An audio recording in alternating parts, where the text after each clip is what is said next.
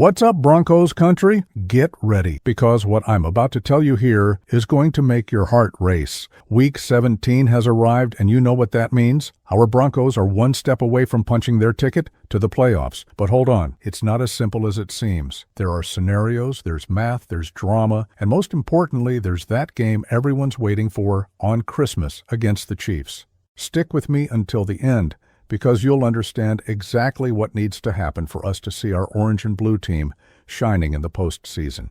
Check out the situation, family. After that painful loss against the Jaguars at home, that game nobody expected to lose, the Broncos entered Week 17 with a record of 12 wins and 3 losses.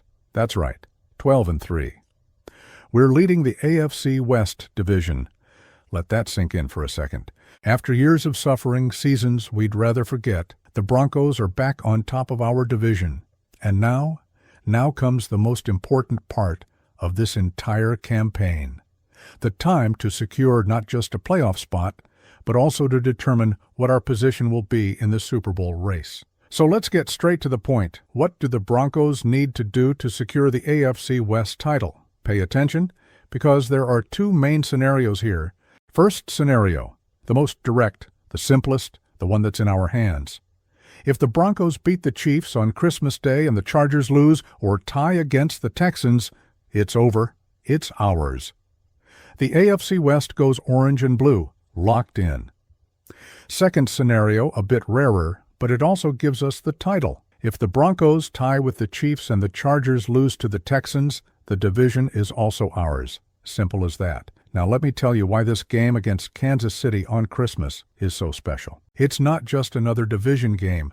It's not just about playoffs. It's about facing our biggest rival in their stadium at Arrowhead on a Christmas Thursday with the whole world watching. And there's more, family. The Chiefs are injured. Patrick Mahomes won't play. Backup Gardner Minshew is also out. Who's going to be commanding Kansas City's offense? Chris Oladokun, a quarterback who's barely seen the field this season. He's completed only 11 of 16 passes throughout the entire year, accumulating 111 yards with no touchdowns and no interceptions. These numbers don't lie. He's a guy with no experience against the most suffocating defense in the league. And here's our difference maker, Broncos Country. Our defense. That same defensive line that's been destroying experienced quarterbacks all season long. Now imagine what this unit will do to a backup quarterback who's never faced this level of pressure. The guy simply doesn't have the field vision necessary to escape our coverage schemes, doesn't have the quick reads the situation demands. And when you put a rookie like this against the pressure our front 4 can apply, with our secondary covering everything behind, the result tends to be devastating. The projections indicate that Oladokun is going to face the perfect storm: constant pressure, tight coverage, and a defense that knows exactly how to force mistakes. But it's not just the defense that's going to shine in this game. On the other side of the ball, we have Bo Nix, our rookie who's transformed into one of the great revelations of this season, the guy who came in being questioned at the beginning of the year and is now showing everyone why he was picked in the first round. Bo Nix has developed a complete game. He can hurt defenses through the air and on the ground. He's a true dual threat. And against a Chiefs secondary that allows 233.9 yards per game through the pass, Bo will have all the tools he needs to explode. The numbers don't lie, family. Kansas City is ranked 8th in the league against the pass. Sounds good, right? But those numbers were built facing healthy starting quarterbacks, teams with all their pieces in place. Now, with the Chiefs' offense completely depleted, with Chris Oladokun trying to command that offense, Kansas City's defense is going to spend much more time on the field. It's going to get tired. It's going to make mistakes. And Bo Nix, with that arsenal of receivers we have, is going to take advantage of every opening that appears. The expectation is that Bo will surpass the 3-touchdown mark in the game. And look, this isn't blind optimism. It's analysis based on what we've seen all year. When Bo has time in the pocket, when the protection works, when the receivers find spaces, he distributes the ball with surgical precision. And in this Christmas game, with all the advantages on our side, with the Chiefs' defense worn out and confused. Bo is going to have the field wide open to do what he does best: command the offense with efficiency, make smart decisions, and put points on the board. Now let's talk about something even bigger, something few teams accomplish in the league: the possibility of capturing the first seed in the AFC. That's right, Broncos Country. It's not just about winning the division. It's not just about securing a playoff spot. It's about fighting for the absolute top of the AFC. And look how beautiful this is.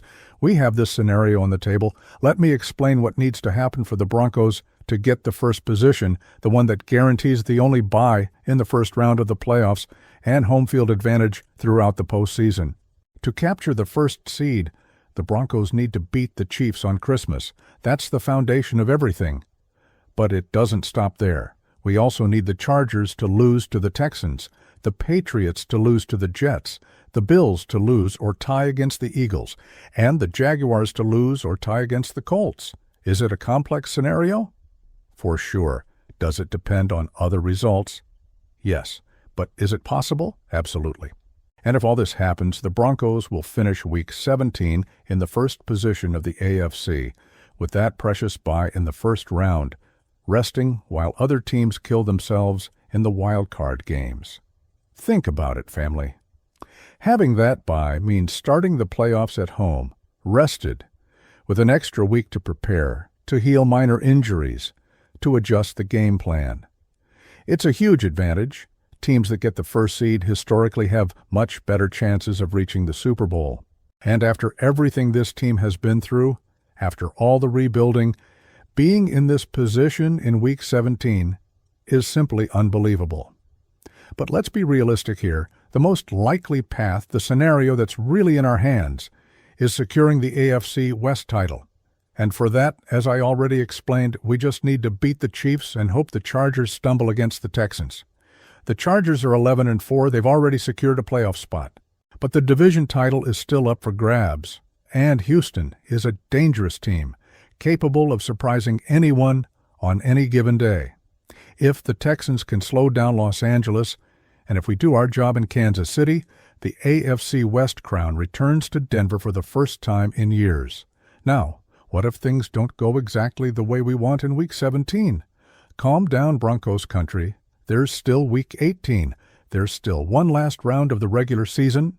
And even if we can't secure everything this week, we'll still have chances to define our playoff position. But why leave for later what we can resolve now?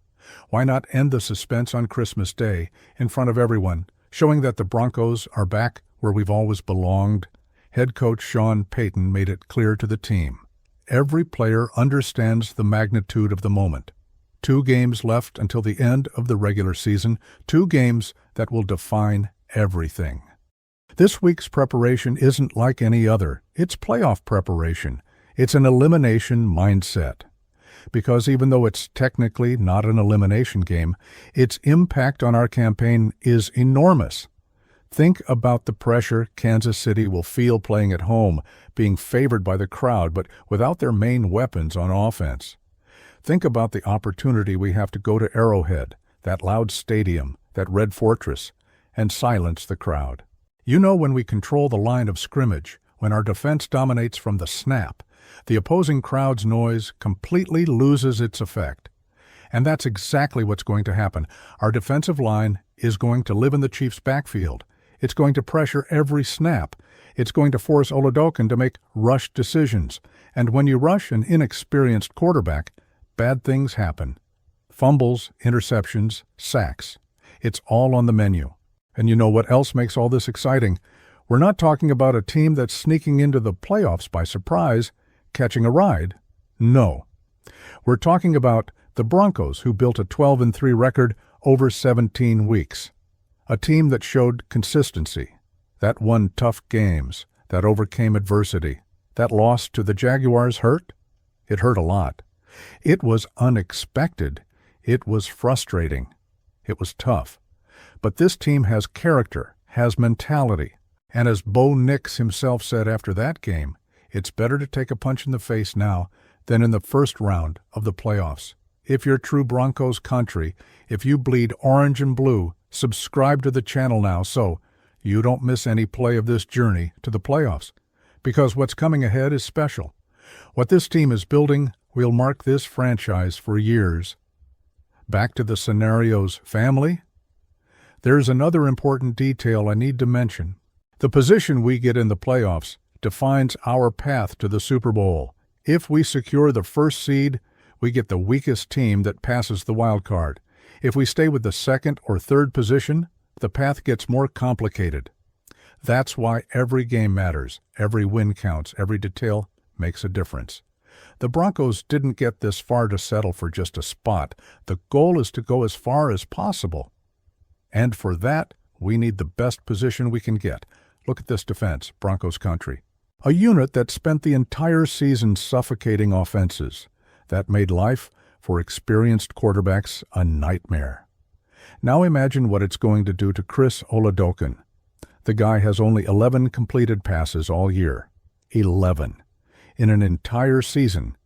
He simply doesn't have a track record to rely on. Doesn't have enough film room for defenders to study, but that works both ways. He also doesn't have enough experience to read our defensive formations, to identify disguised blitzes, to make the necessary adjustments at the line. And when you put a quarterback in this situation against a defense that can generate pressure with just 4 rushers, keeping 7 in coverage, the result is predictable. There's nowhere to run. There's no window to throw. There's no safe option. It's pure pressure. And our secondary isn't going to give any breaks. Every route will be contested. Every pass will be difficult. And when Oladokun is forced to hold the ball for more than 3 seconds, our pass rush will be there to finish the play. On the offensive side, the strategy is clear. The offensive coordinator will prepare the opening drives to get Bo Nix in rhythm from the start. They'll use play action to exploit the Chiefs' defense's aggressiveness. They'll attack the flanks with screens and quick passes. They'll establish the running game to open up the deep pass. It's a balanced, multiple attack that can hurt in several different ways. And with Bo commanding this machine with the confidence he's gained throughout the season, there's no way not to expect a dominant performance. The projections point to a one-sided game. The Broncos will control time of possession, will dictate the tempo, will impose their style of play, and in the third quarter, with a comfortable lead on the scoreboard, they'll still keep attacking. Because this team doesn't settle for little. This team wants to make statements, wants to show the entire league that the Broncos are back, and we're here to stay. Tell me, Broncos country, what do you think about all these scenarios? Think we'll be able to secure the division title on Christmas? Think we have a real chance to fight for the first seed? Comment below what you expect from this game against the Chiefs, because this conversation isn't just mine, it's ours. It's the whole family that lives and breathes this team. Another crucial point, family. Let's talk about home field advantage in the playoffs. If we secure a high enough position, we play at least the first 2 playoff games in Denver at Empower Field, with our crowd pushing us, with altitude playing in our favor. Teams that aren't used to Denver's altitude suffer. They suffer in conditioning. They suffer breathing. They suffer in the fourth quarter when fatigue hits. And our defense, which is already dominant in normal conditions, becomes even more unbearable when the opponent is struggling to breathe. That's why the importance of winning in Week 17 can't be underestimated. It's not just about winning another game. It's about defining where we'll play in the playoffs. It's about maximizing our chances of reaching the Super Bowl. Every detail counts. Every advantage matters. And playing at home at 12,000 feet altitude is an advantage few teams in the league have. Now let's look at the calendar. Christmas falls on a Thursday. Night game. Prime time. Everyone's going to be watching. Families gathered, TVs on, and the Broncos will have the chance to shine on the biggest possible stage before the playoffs. It's a golden opportunity, a chance to show the entire league that we're not just a team that qualified, we're legitimate contenders, we're dangerous, we're a problem for anyone. This season's narrative is already special, family. But what can happen in the coming weeks can make it legendary. A team that spent years in the desert, that saw lost seasons, that suffered through coaching changes and rebuilds, now is 2 weeks from the end of the regular season with 12 wins, leading the division, and with real scenarios to get the first seed in the conference. If that's not an epic turnaround, I don't know what is. And all of this with a rookie quarterback commanding the offense. Bo Nix arrived being questioned, arrived with people doubting, but he shut everyone up. Game after game, win after win, he kept showing he has what it takes, that he can make the reads, that he doesn't freeze under pressure, that he leads by example. And now, in the most important moment of the season, he'll have the chance to cement his legacy as one of the great rookies in franchise history. His connection with the receivers is sharp. The timing routes are working, the protection is holding up, and the running game is opening space for deep passes. It's a complete, multi-dimensional offense that can attack any weakness the opposing defense presents. And against the depleted Chiefs, with their offense limited, our team will have many possessions, many opportunities to score, many chances to put pressure on the scoreboard. So what's the plan for Thursday, Broncos Country? Simple.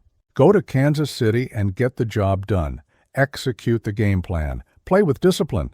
Avoid silly penalties. Don't give the Chiefs chances to get back in the game. Dominate from the first snap to the last.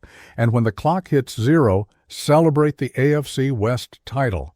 Celebrate one of the most improbable and exciting seasons in our franchise history. But we also have to be prepared for any scenario. Football is unpredictable. Sometimes the favorite stumbles. Sometimes the underdog finds a way to win. That's why we can't underestimate Kansas City, even without Mahomes. Even with a backup quarterback, they still have Travis Kelce, still have talented players, are still coached by Andy Reid, and still play at home in front of their passionate crowd. But you know what we have, family? We have a team that believes, that worked all year to get to this moment, that overcame obstacles, that showed resilience, and that won't let this opportunity slip away. The Broncos will enter that field on Christmas ready for war, ready to do what needs to be done, ready to secure our playoff spot in the most convincing way possible. So, Denver Broncos family, are you ready for the show? Are you ready to see our team shine on Christmas? Comment below. Hit that, like if you believe in this team. Share with all your friends who are Broncos Country. Because Thursday is our day. Thursday is the day we show everyone that the Denver Broncos are back on top. Until the next video, and may it be with lots of good news to celebrate.